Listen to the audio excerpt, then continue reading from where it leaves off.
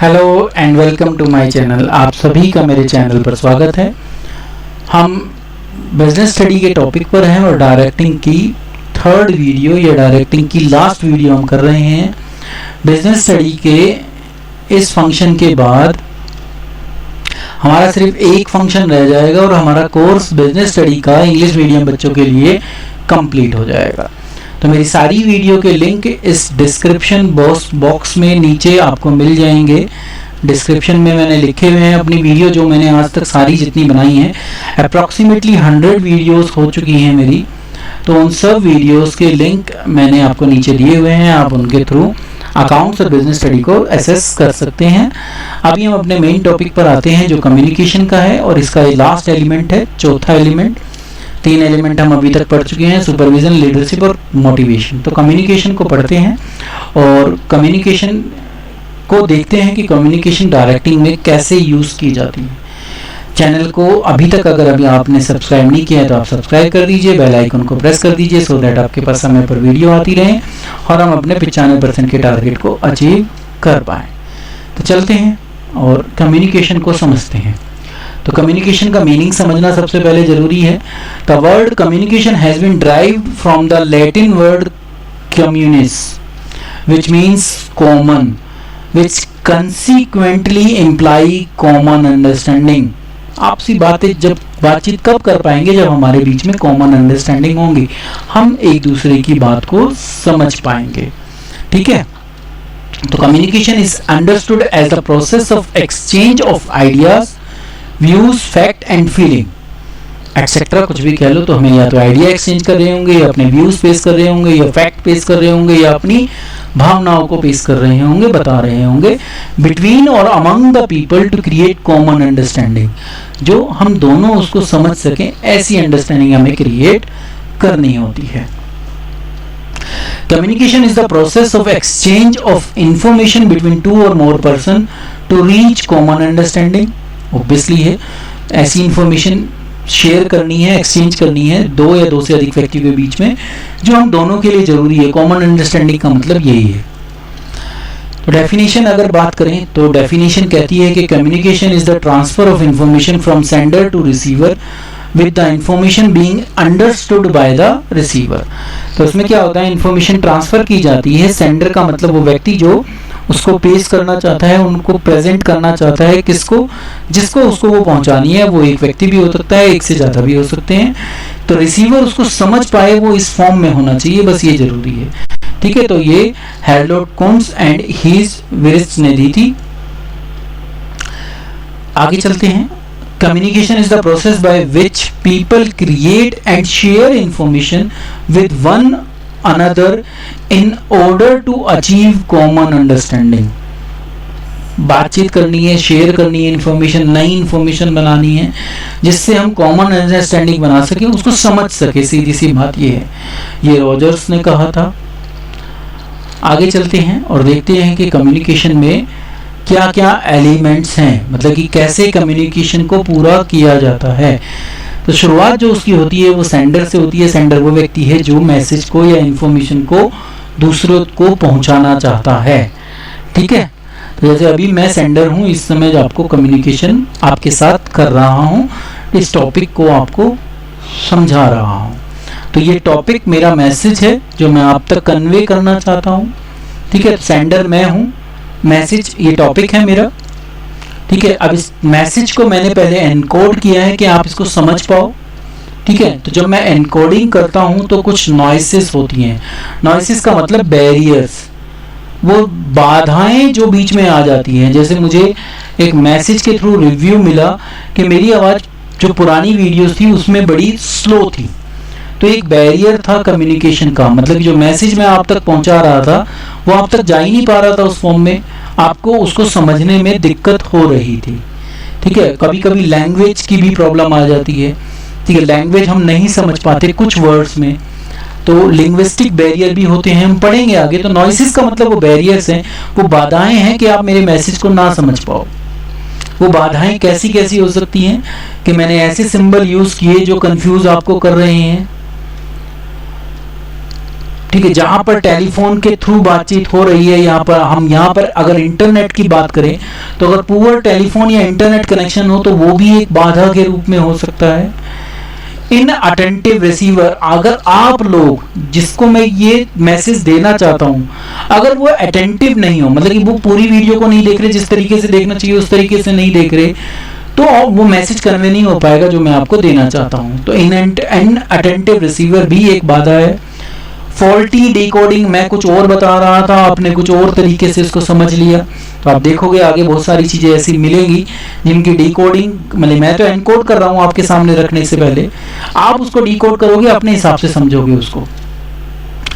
प्रीजुडिसेस, अब किसी व्यक्ति ने मेरे बारे में अगर पहले से ही कोई अवधारणा बना ली कि या तो मेरी वीडियो खराब है, या मैं अच्छा नहीं पढ़ा सकता, या कोई भी रीजन है, तो अगर आपने पहले से मान लिया कि ये तो कुछ डिलीवरी होगी नहीं यहाँ से, ठीक है, तो वो कहलाती हैं पहले से मानी गई अवधारणाएं, प्रीजुडिसेस उनको कहा जाता है, तो वो भी बाधा है। मेरे जेस्चर और पोस्चर, अब इस समय मेरे जेस्चर पोस्चर नहीं है क्योंकि मैं आपके साथ लाइव नहीं हूँ फोटो के रूप में, तो जब मैं फोटो में हूँ तो लिख तो कुछ और रहा हूँ, पर जो हाव भाव दिखा रहा हूँ आपको, पोस्चर जो दिखा रहा हूँ वो कुछ और कम्युनिकेट कर रहे हैं, तो जेस्चर और पोस्चर भी नॉइसेस के रूप में काम आ सकते हैं। अब मीडिया का मतलब वो माध्यम जिसके थ्रू मैं आपको वो मैसेज दे रहा हूँ, तो अभी मैं आपको मैसेज दे रहा हूँ यूट्यूब के थ्रू, तो मेरा यूट्यूब एक माध्यम है, इंटरनेट एक माध्यम है जिसके थ्रू मैं आपको इस मैसेज को डिलीवर कर रहा हूँ। तो कई जगह हम पर्सनल बातचीत करते हैं, तो मीडिया क्या हो गया, पर्सनल कम्युनिकेशन। कई जगह हम टेलीफोनिकली कम्युनिकेट करते हैं, तो वहाँ पर मीडिया क्या हो गया, टेलीफोन। कई जगह हम लेटर की फॉर्म में डील करते हैं, तो वहाँ मीडिया क्या हो गया, लेटर। तो आप डिफरेंट मीडिया को यूज करते हो अपने मैसेज को कन्वे करने के लिए, किसको, रिसीवर को, ठीक है। रिसीवर उसको डिकोड करेगा, रिसीवर उसको उस मैसेज को जब प्राप्त करेगा तो वो उसको अपने हिसाब से डिकोड करेगा। तो अभी आपको जो मैं समझा रहा हूं आप इसको अपने हिसाब से समझने की कोशिश करते हो, तो वो डिकोडिंग कहलाती है। इसलिए कहा गया है ना, फॉल्टी डिकोडिंग भी हो सकती है। तो रिसीवर ने उसको डिकोड कर लिया, उसको समझ लिया, तो अब वो फीडबैक देगा। वो आपसे मैं फीडबैक कमेंट के रूप में मानता हूं। अब आप वो कमेंट जो है अभी तो इतने ज़्यादा नहीं आते, तो मैं आपको अभी फिर यहाँ के इसी कम्युनिकेशन के बेस पर आपको कहना चाहता हूँ कि आप ज़्यादा से ज़्यादा कम्युनिकेट कीजिए, लाइक कीजिए, सो दैट मेरे पास फीडबैक आ सके कि मैं जो ये वीडियो बना रहा हूँ, जो मैसेज मैं आपको दे रहा हूँ, ये आपको किस तरीके से लग रहा है, इसमें क्या सुधार होने चाहिए। तो कमेंट में आप मुझे सुधार भी बता सकते हैं कि आपकी तरफ से क्या सजेशन है, क्योंकि मैं लीडरशिप का जो साइड फॉलो करना चाहता हूँ वो ऑटोक्रेटिक नहीं करना चाहता, डेमोक्रेटिक करना चाहता हूँ, ठीक है। तो वो फीडबैक फिर सेंडर तक पहुंच जाता है और सेंडर उसके हिसाब से अगर जरूरत है तो दोबारा मैसेज को बनाएगा, इनकोड करेगा, मीडिया को यूज करेगा, डिकोड करेगा और रिसीवर को भेज देगा। तो ये तरीका होता है, इसको कम्युनिकेशन की प्रोसेस भी कहा जा सकता है और एलिमेंट ऑफ कम्युनिकेशन भी कहा जा सकता है। अब इम्पोर्टेंस क्या है तो आप समझ सकते हो कि शायद इससे जरूरी कोई काम नहीं है किसी भी ऑर्गेनाइजेशन में, हर काम इसके बेस पे होगा। तो act as a basis of coordination, समन्वय अगर लाना है तो बहुत जरूरी है बातचीत करना, तो कम्युनिकेशन होना किसी भी फॉर्म में हो जो बहुत जरूरी है। तो कोऑर्डिनेशन का बेस है ये। Smooth working of the organisation बहुत जरूरी है, कम्युनिकेशन ऑब्वियसली है ही है, क्योंकि जब ही तो डायरेक्शन मिलेगी उनको, क्या काम करना है, किसको, सब कुछ बताया जाएगा ना, तो कम्युनिकेशन की जरूरत तो पड़ेगी। एक बेसिस है डिसीजन मेकिंग का भी। डिसीजन मेकिंग के लिए भी अगर ऑटोक्रेटिक स्टाइल हो तो अलग बात है, डेमोक्रेटिक में, ऑटोक्रेटिक में भी बात करनी पड़ती है, तो कम्युनिकेशन की जरूरत तो हमेशा पड़ेगी, ठीक है। तो डिसीजन मेकिंग का बेस है कम्युनिकेशन। फिर आया कि मैनेजरियल एफिशिएंसी बढ़ती है, जितना ज़्यादा हम बातचीत करते हैं, जितने ज़्यादा डिस्कशन होती है, आइडियाज़ मिलते हैं, नए तरीके मिलते हैं, तो वो मेरी मैनेजरियल एफिशिएंसी को बढ़ाने में भी काम आते हैं। तो जितने बढ़िया आप आइडिया मुझे दोगे कि ये चीज़ें हैं जो अभी सुधारी जा सकती हैं, तो हम उतना ही अच्छा और अगली वीडियो में क्या करेंगे, एफिशिएंटली काम करेंगे और आपको अच्छी डिलीवरी देंगे। फिर इफेक्टिव लीडरशिप इसके थ्रू आती है, ये आपने पढ़ लिया। कोई भी लीडर का बच्चा होगा जब वो कम्युनिकेट कर पाए, वो इन्फ्लुएंस कर पाए, और इन्फ्लुएंस किससे होगी, कम्युनिकेशन के थ्रू, ठीक है। नेक्स्ट है कि प्रमोट करता है कोऑपरेशन, सहयोग बढ़ाता है, बिल्कुल बढ़ाएगा। जब हम आपसे में बातचीत करेंगे और हम एक दूसरे के साथ मिलकर काम करने को तैयार होंगे तो ऑब्वियसली कोऑपरेशन भी बढ़ेगा और इंडस्ट्रियल पीस भी बढ़ेगी। एक शांतिपूर्वक माहौल में, हार्मोनियस रिलेशनशिप में काम को पूरा कम्युनिकेशन के थ्रू किया जा सकता है। बूस्ट मोरल और प्रोवाइड मोटिवेशन, मोटिवेशन भी इसके थ्रू मिलता है। आपने देखा है मोरल भी इसी से बढ़ेगा, मतलब कि मैं अच्छे, मतलब जब मुझे समझ में आ जाएगा कि ये मेरे लिए ज़रूरी है। समझ में कब आएगा? जब कम्युनिकेशन होगी। तो ये एम्प्लॉइज़ का मोरल भी बूस्ट करती है और उनको मोटिवेट भी करती है। तो आप समझ सकते हो कि कम्युनिकेशन की इम्पोर्टेंस किसी भी ऑर्गेनाइजेशन में कितनी ज़रूरी है। 3 to 4 मार्क्स में ये क्वेश्चन बहुत बार पूछा जा चुका है। चलते हैं आगे।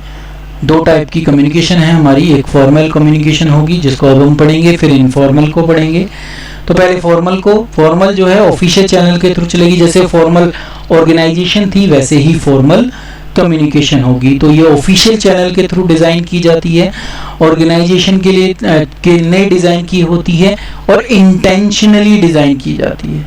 ठीक है। कम्युनिकेशन में take place between superior and subordinate, official है, फॉर्मल है तो सुपीरियर सबऑर्डिनेट के बीच में ही की जाएगी। कम्युनिकेशन में भी ओरल और रिटन दोनों फॉर्म में हो सकती है, पर जनरली रिटन फॉर्म में होती है। ठीक है। जब फॉर्मल कम्युनिकेशन होती है तो वो रिकॉर्डेड फॉर्म में होती है, जिसका हम रिकॉर्ड रख सकते हैं और उसको फाइल में, ऑफिस में सेव किया जा सके। फॉर्मल कम्युनिकेशन में भी वर्टिकल और हॉरिजेंटल, तो ये वर्टिकल भी हो सकती है और हॉरिजेंटल भी हो सकती है। हॉरिजेंटल का मतलब है कि अगर प्रोडक्शन मैनेजर है वो सेल्स मैनेजर से बात कर रहा है तो इनका लेवल सेम है, तो जब ये आपस में बात करेंगे तो वो हॉरिजेंटल कम्युनिकेशन कहलाएगी। और जब सुपीरियर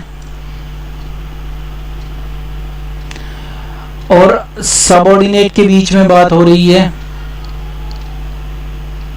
अब वो चाहे यूं हो और चाहे यूं हो, तो जो वर्टिकल होती है वो अपवर्ड भी हो सकती है और डाउनवर्ड भी हो सकती है। तो कम्युनिकेशन अपवर्ड और डाउनवर्ड दोनों हो सकती है। डाउनवर्ड आपको पता है डायरेक्शन दी जाती है, अपवर्ड सजेशन जाते हैं। तो कम्युनिकेशन जब सुपीरियर सबऑर्डिनेट में हो तो वो वर्टिकल कहलाती है। अभी क्योंकि यहाँ पर आएगा तो मैं अभी इसको मिटा देता हूँ। वर्टिकल कम्युनिकेशन फ्लो वर्टिकली, मतलब कि अपवर्ड या डाउनवर्ड, मैं आपको दिखा ही चुका हूँ। अपवर्ड कम्युनिकेशन का मतलब क्या है? Flow of communication from subordinate to superior, जैसे अब application for grant of leave देनी है, सबमिशन ऑफ प्रोग्रेस रिपोर्ट करनी है, रिक्वेस्ट ऑफ ग्रांट करनी है, तो ये सब क्या कहलाएंगे? अपवर्ड कम्युनिकेशन, जो सबऑर्डिनेट किसके साथ कर रहा है? सुपीरियर के साथ। डाउनवर्ड कम्युनिकेशन इंडिकेट करती है कि सुपीरियर सबऑर्डिनेट को डायरेक्शन दे रहा है। ठीक है। तो उसमें आ गया कि ordering subordinate to complete an assigned work, passing on guidelines, तो ये सब डायरेक्शन के रूप में या उनको ऑर्डर के रूप में दी जाती हैं, तो ये डाउनवर्ड कहलाती हैं।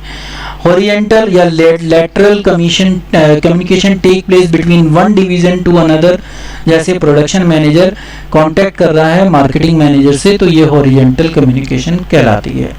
ठीक है। तो फॉर्मल कम्युनिकेशन है वो ऑफिशियल चैनल के थ्रू चलती है, सुपीरियर सबऑर्डिनेट में चलती है। ठीक है। और रिटन फॉर्म में नॉर्मली होती है, ओरल में भी सकती है।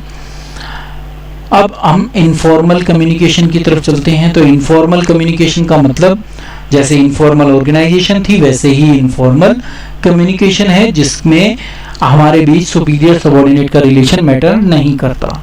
ठीक है। तो communication that take place without following the formal line of communication, that's mean superior subordinate relation. तो ऐसी लाइन को ना फॉलो करते हुए अगर कोई कम्युनिकेशन होती है तो वो इनफॉर्मल कम्युनिकेशन कहलाएगी।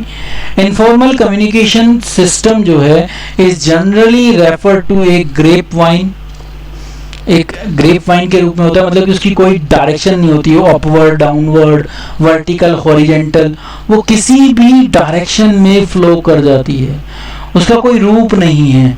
ठीक है। तो वो एक जाल के रूप में होता है, इसीलिए उसको ग्रेप वाइन कहा गया है। इनफॉर्मल कम्युनिकेशन अराइजेज आउट क्यों होता है?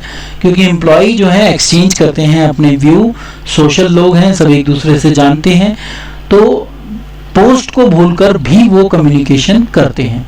ये ग्रेपवाइन या इनफॉर्मल कम्युनिकेशन स्प्रेड रैपिडली, जल्दी फैलती है, ऑब्वियसली है, क्योंकि वहां पे आपको रिटन फॉर्म में, ऑर्डर फॉर्म में क्या वेट नहीं करना, आपको बस एक दूसरे को बताना है। तो कई जगह इनफॉर्मल कम्युनिकेशन जब जल्दी होती है तो इसको यूज किया जाता है। समटाइम गेट डिसऑर्डेड, मतलब कि मिसलीडिंग या फॉल्स रिप्रेजेंटेशन, जिसको हम रूमर भी कहते हैं, तो वो भी हो जाता है ऑब्वियसली, क्योंकि उसका रिकॉर्ड नहीं है, फॉर्मल नहीं है, तो उसका मिसयूज भी हो जाता है, मिसलीड भी वो कर देती है। तो वह इसको डिफिकल्ट है डिटेक्ट करना भी कि वो कहाँ से आई, किसने शुरू किया, क्योंकि हमारे पास कोई ऑफिशियल रिकॉर्ड नहीं है उसका। तो ऐसी इंफॉर्मेशन को, ऐसी कम्युनिकेशन को डिटेक्ट करना बड़ा मुश्किल काम होता है। रूमर फैल ले जा सकते हैं, वो रूमर को जनरेट करने के लिए यूज किया जा सकता है। कभी कभी मैनेजर रूमर के रूप में, जो अगर उन्हें कोई चेंज लाना होता है तो वो उसको एक रूमर के रूप में पहले फैलवाते हैं, देखते हैं कि ऑर्गेनाइजेशन कैसे रिएक्ट करती है, ठीक है। अब क्योंकि उसका कोई ऑफिशियल रिकॉर्ड है नहीं, तो वो एक रूमर के रूप में भी देखने के लिए कि मूड कैसा है एम्प्लॉय का, उसको यूज कर लेते हैं। Informal channel are used by the manager to transmit information so as to know the reaction of his or her subordinate, ये मैं आपको बता ही चुका हूँ। तो ये इनफॉर्मल कम्युनिकेशन के थ्रू किया जाता है। अब आते हैं इसके बैरियर, जो हम पढ़ रहे थे वो नॉइसेस। तो वो नॉइसेस बहुत जरूरी हैं। तो उसमें सबसे पहला हमारा सीमेंटिक है, जिसको हम लिंग्विस्टिक बैरियर भी कहते हैं। तो semantic is the branch of linguistic dealing, ठीक है, मतलब भाषा संबंधी जो बाधाएं हैं, बैरियर्स हैं, उनको जो वर्ड्स और सेंटेंसेस से संबंधित होते हैं। Semantic barriers are concerned with the problem and obstruction in the process of encoding or decoding of message into words and impression। जब उसको हम वर्ड और इम्प्रेशन में उसको समझने की कोशिश करते हैं, एक लाइन लिख दी, मैं उसको अपने हिसाब से इंटरप्रिटेट कर रहा हूँ, दूसरा उसको अपने हिसाब से इंटरप्रिटेट कर रहा है, तो वो कहलाता है सीमेंटिक बैरियर। भाषाई या जो लिंग्विस्टिक बैरियर है वो कहलाते हैं। तो उसकी इंटरप्रिटेशन, इसका डिकोडिंग जो है वो अलग अलग व्यक्ति अलग अलग रूप में कर सकता है, ठीक है। और ज़्यादा उसकी संभावनाएं कब होती हैं? जब उसको बैडली एक्सप्रेस किया जाए मैसेज, ठीक है, सिंबल गलत यूज कर लिए, जैसे वैल्यू। अब ये एक वैल्यू जो है ये अलग अलग रूप में अलग अलग जगह यूज किया जा सकता है। तो जो व्यक्ति इसको डिकोड कर रहा है उसको उसने क्या समझ लिया, ठीक है, या हो सकता है एनकोड वाले ने उसको क्या समझ लिया, दोनों तरफ से गलत हो सकती है ना। वैल्यू का मतलब प्राइस भी है, जब मैं पूछूं what is the value of this pen, value का मतलब इंपॉर्टेंस भी है, महत्व भी है। द वैल्यू ऑफ एनी, क्या कहते हैं, स्टेटस या कुछ भी, मतलब वैल्यू का मतलब इंपॉर्टेंस भी हो सकता है कि ये मेरे लिए क्यों जरूरी है। तो what is the value of that particular project, ठीक है। वैल्यू रेस्पेक्ट को भी कहते हैं, ठीक है, कि मुझे जो लोग वैल्यू नहीं दे रहे, वो मुझे रेस्पेक्ट नहीं मिल पा रही, तो रिकॉग्निशन में भी हम वैल्यू यूज कर सकते हैं, ठीक है। तो वैल्यू के मीनिंग अलग अलग है, प्राइस, इंपॉर्टेंस और रिस्पेक्ट। अब उसको इनकोडिंग और डिकोडिंग में कैसे यूज किया गया, ये एक बैरियर के रूप में इसलिए यूज किया जाता है। ट्रांसलेशन फॉल्टी हो जाए, बोला कुछ और गया है, मैंने कुछ और समझ लिया। टेक्निकल जार्गन, मतलब कि अगर मैंने टेक्निकल लैंग्वेज यूज की और जिसको उसका नहीं पता था, तो वो उसका अलग मीनिंग निकाल सकता है, तो ये टेक्निकल जार्गन कहलाता है। फिर बॉडी लैंग्वेज और जेस्चर, अगर हम पर्सनली बात कर रहे हैं, आमने सामने हैं, तो हमारी बॉडी लैंग्वेज क्या समझा रही है उस मैसेज को, वो भी एक बैरियर के रूप में, जो हमारे सीमेंटिक बैरियर कहलाते हैं, वो कहलाते हैं। तो ये वो बाधाएं हैं जो लिंग्विस्टिक प्रॉब्लम में हमारे सामने आती हैं। तो ये कुछ एग्जाम्पल थे उनके। फिर है अनक्लैरिफाइड अजम्पशन, अजम्पशन जो है वो क्लैरिफाई नहीं है, हमने कुछ और सोचा है जबकि ऐसा कुछ था नहीं। तो जब हम अजम्पशन प्रीजुडिसिस जिसको कहा था, अगर वो कर लेते हैं तो अजम्पशन भी गलत सोची जा सकती हैं। तो ये सब सीमेंटिक बैरियर थे। अब आते हैं हमारे साइकोलॉजिकल, जो मेरे दिमाग से संबंधित होंगे, पर्सनल होंगे, इंडिविजुअल। वहाँ सब कुछ जो चल रहा था वो किस पर था, मैसेज के समझने में, उसके एनकोडिंग डिकोडिंग में था। यहाँ पर जो इमोशनल या साइकोलॉजिकल फैक्टर्स हैं वो हैं, और वो भी पर्सनल, ठीक है। जैसे एक एग्जांपल दिया कि अगर एक आदमी चिंतित है और वो कम्युनिकेट कर रहा है तो वो अच्छे ढंग से कम्युनिकेट नहीं कर पाएगा, या एक व्यक्ति गुस्से में है तो वो कोई भी जो रिसीवर है सामने वाला अगर वो गुस्से में है तो वो अंडरस्टैंड नहीं कर पाएगा क्या मैसेज उसको दिया गया है, क्योंकि वो तो ऑलरेडी किसी और स्टेट ऑफ माइंड में है। तो इसलिए ये इमोशनल और साइकोलॉजिकल फैक्टर कहलाते हैं, जैसे प्री मैच्योर एवेल्युएशन, बात पूरी नहीं हुई, हमने पहले ही बता दिया नहीं मैं समझ गया इसका मतलब ये है, ठीक है आप ये कहना चाहते हो, उसने बात पूरी नहीं करी, मैंने उसको पहले ही बता दिया कि आप ये बताना चाहते हो, जबकि वो कुछ और कह रहा था, ठीक है। तो वो क्या बैरियर है, वो मेरे दिमाग का बैरियर है, साइकोलॉजिकल बैरियर है। तो प्री मैच्योर एवेल्युएशन कहलाता है। मैं अगर ध्यान ही नहीं दे रहा, मेरा ध्यान ही नहीं है, मैं आपको वीडियो दे रहा हूँ, समझा रहा हूँ, भेज रहा हूँ आपको, और आप उसको ले ही नहीं रहे, आप खोलते हो, चेक करते हो और उसको बंद कर देते हो, तो आपकी अटेंशन है ही नहीं, या आपने चला तो रखी है पर आपके दिमाग में कुछ और चल रहा है, तो आपकी अटेंशन तो कहीं और है और आप वीडियो को समझ रहे हो, तो जब भी काम नहीं चल पाएगा। तो ये भी आप ही के दिमाग का एक उत्पन्न वो है। लॉस बाय ट्रांसमिशन, जो बोला गया वो किस तरीके से आपके पास पहुंचा गया, तो वो बीच में भी टूट सकता है। पुअर रिटेंशन, मैं उसको याद ही नहीं रख पा रहा, जो बात मुझे कम्युनिकेट की गई वो मैं उस तरीके से याद ही नहीं रख पाया जैसे मुझे याद रखनी थी, जितने दिन याद रखनी थी। तो बीच में जब हम उसको मीडिया को यूज कर रहे हैं तो उस मीडिया में भी लॉस हो सकता है, और पुअर रिटेंशन, मेरी अगर याद करने की जो पावर है वो उतनी अच्छी नहीं है, तो ये भी साइकोलॉजिकल बैरियर ही कहलाते हैं। डिस्ट्रस्ट, अगर मेरे ऊपर आप विश्वास नहीं करोगे किसी भी फॉर्म में तो आप मेरे मैसेज को समझ भी नहीं पाओगे, क्योंकि आपने तो पहले से ही एक प्री मैच्योर जो है डिसीजन ले रखा है। आप मेरे पर विश्वास ही नहीं करते तो मैं अच्छा बोलूं चाहे बड़ी खराब बोलूं, आपके मन में तो पहले से ही है कि मैं बेकार ही बोलूंगा। तो डिस्ट्रस्ट भी एक साइकोलॉजिकल बैरियर होता है। नेक्स्ट बैरियर पर पहुंचते हैं। अब ऑर्गेनाइजेशनल बैरियर आए, ये भी आपको उसी तरीके से मिलेंगे पर ये संगठन के हैं, यहाँ मैं इंडिविजुअल की बात नहीं करूंगा। तो factor related to organisation structure, जो भी स्ट्रक्चर है या जो हमारे अथॉरिटी रिलेशनशिप हैं या रूल्स और रेगुलेशन से रिलेटेड बैरियर्स हैं, ठीक है, ये भी बैरियर के रूप में काम आते हैं। देखिए कैसे, ऑर्गेनाइजेशन की पॉलिसी क्या है, in an organisation with highly centralised pattern, जहाँ पर सारी पावर एक जगह है, people may not be encourage to have free communication, उनको आपस में बातचीत ही नहीं करने देना चाहते। तो क्या है, पॉलिसी है कि लोगों को कम से कम एक दूसरे से कम्युनिकेशन कराई जाए, ठीक है, जिससे इनफॉर्मल ग्रुप स्ट्रॉन्ग ना बन पाए और ये हमारे अगेंस्ट ना हो पाए। तो ये पॉलिसी भी कभी कभी फ्री कम्युनिकेशन नहीं करने देती, मैसेज को ढंग से समझने नहीं देती या कम्युनिकेशन अच्छे ढंग से नहीं होने देती।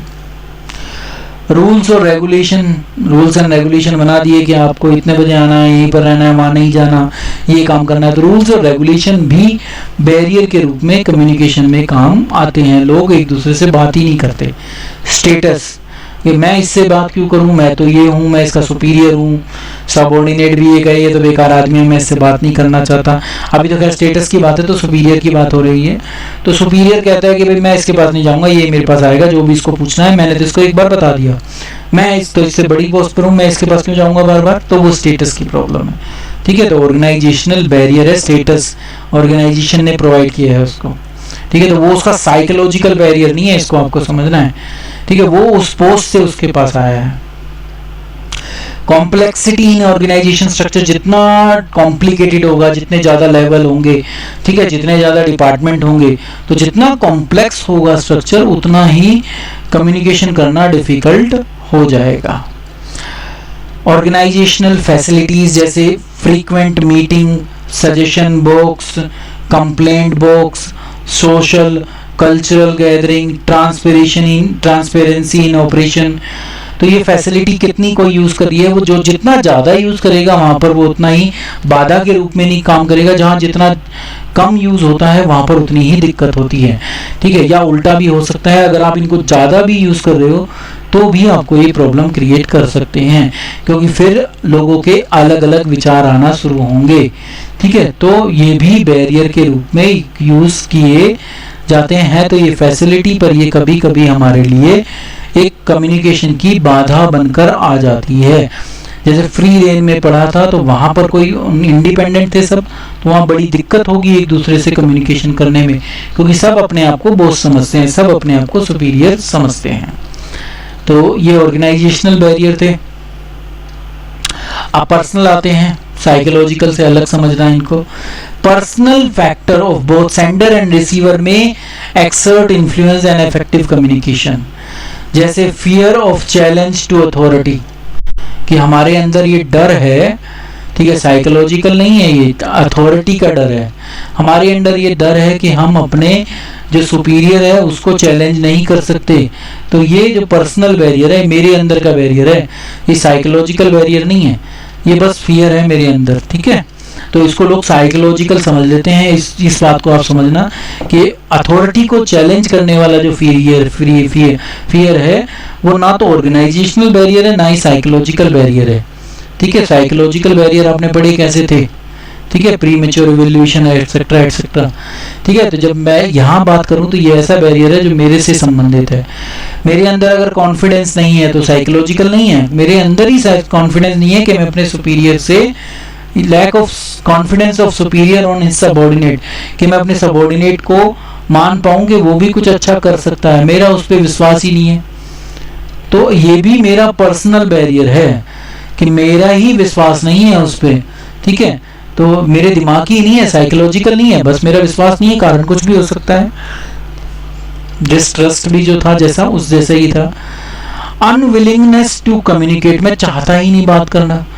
तो जब स्टेटस की बात आ जाएगी जब तो वो हो गया। कई बार मैं आपस के पीयर ग्रुप में भी बात करने में ज़्यादा इच्छुक नहीं होता, तो ये मेरा पर्सनल बैरियर है, क्योंकि मैं क्या हूँ, इंट्रोवर्ट हूँ। तो जब मैं ये काम नहीं करता तो वो भी एक पर्सनल बैरियर होता है। लैक ऑफ प्रॉपर इंसेंटिव, मैं क्यों बात करूं, मेरे पास कोई इंसेंटिव ही नहीं है, मेरे पास कोई मोटिव ही नहीं है, ठीक है, ना मोटिव है और ना ही मोटिवेटर है। तो जब मेरे पास कोई इंसेंटिव ही नहीं है तो मैं क्यों ज़्यादा बातचीत करूं, क्यों पार्टिसिपेट करूं, ठीक है। तो ये भी पर्सनल बैरियर के रूप में यूज होता है। अब लास्ट बैरियर आता है, बैरियर नहीं आता, अभी आता है कि कैसे हम इम्प्रूव करें कम्युनिकेशन को, मतलब जो ये बैरियर्स हैं इनको कैसे हटाएं। तो देखिए, सबसे पहले हटाओ कि आइडिया को क्लैरिफाई करो, मैसेज बिल्कुल ठीक ठाक हो, मुझे पता हो कि मुझे क्या बात करनी है, मेरी कम्युनिकेशन में जो भी मैं बोलना चाहता हूँ वो बिल्कुल क्लैरिफाई हो। सो एटलीस्ट पहले सेंडर को वो क्लैरिफाई होना चाहिए। फिर आया कि communicate according to the need of receiver, अगर उसको मोटिवेट करना है, उसके साथ आप बातचीत करना चाहते हो तो पहले उसकी आवश्यकताओं को समझो और उसके हिसाब से अपनी कम्युनिकेशन को डेवलप करो, सो दैट आप उसको मोटिवेट कर पाओ। कंसल्ट अदर बिफोर कम्युनिकेटिंग, लोगों के साथ बातचीत करो। तो पहले चाहे किसी भी लेवल पर आप काम करते हो, पहले आपसी बातचीत करो उस पर, उसके बाद वो दूसरों के साथ, जिनके साथ आपको कम्युनिकेट करना है उनके साथ बात करो। पहले उन दूसरे लोगों के साथ कम्युनिकेट करो जो आपको उस क्षेत्र में आपकी मदद कर पाए। बिहेवियर ऑफ लैंग्वेज, लैंग्वेज का आपको पता हो, किस टोन में आपको बात करना है ये पता हो, कंटेंट आपको पता हो मैसेज का, तो आप उसके बारे में हर तरीके से जानते हो, लैंग्वेज, टोन और कंटेंट उस मैसेज का, सो दैट वो प्रॉपर वे में डिलीवर हो जाए। Convey thing of help and value to listener, आप जो सुनने वाला है उसकी बात को ध्यान, उसको भी वैल्यू दो, ठीक है, उसकी भी इम्पोर्टेंस को समझो। हेल्प का एटीट्यूड रखो कि हमें एक दूसरे की मदद करनी है, ठीक है। तो अगर आप इस फीलिंग के साथ कम्युनिकेट करोगे मैसेज, तो जरूर वो मैसेज प्रॉपर वे में कन्वे हो पाएगा। एंश्योर प्रॉपर फीडबैक, समय पर फीडबैक लो, उनसे प्रॉपर फॉर्म में फीडबैक लो, जो भी आपने कम्युनिकेशन की है उसकी फीडबैक लेना बहुत ज़रूरी होता है, सो दैट उसके बेस पर आप आगे की कम्युनिकेशन को प्लान कर पाओ।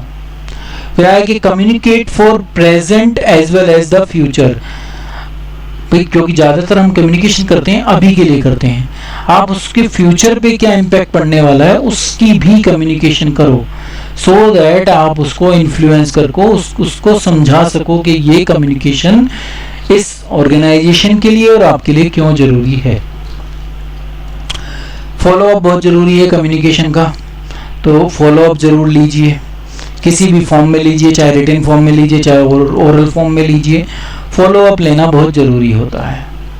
फिर है कि एक गुड लिसनर होना चाहिए, सिर्फ बोलते ही ना रहो, आपको दूसरे को सुनना भी आना चाहिए, जब ही कम्युनिकेशन हो पाएगी। अगर आप ही बोलते रहोगे और दूसरे को मौका नहीं दोगे तो कम्युनिकेशन थोड़ा है, फिर तो वन वे प्रोसेस है। कम्युनिकेशन हमेशा टू वे प्रोसेस होती है, तो आपको दोनों को पार्टिसिपेट करना होता है, ठीक है, किसी भी फॉर्म में करो। कम्युनिकेशन जब ही होगी जब वो टू वे प्रोसेस होगी, वन वे तो कम्युनिकेशन होती ही नहीं। तो इसलिए आपको गुड लिसनर भी होना जरूरी है। इसी के साथ हमारा कम्युनिकेशन का टॉपिक भी समाप्त होता है और हमारा जो पूरा बिजनेस स्टडी का कोर्स है वो कंप्लीट होने में सिर्फ एक चैप्टर बचता है, डायरेक्टिंग का। तो डायरेक्टिंग को करके हम बिजनेस स्टडी का कंसेप्चुअल कोर्स पूरा कर लेंगे।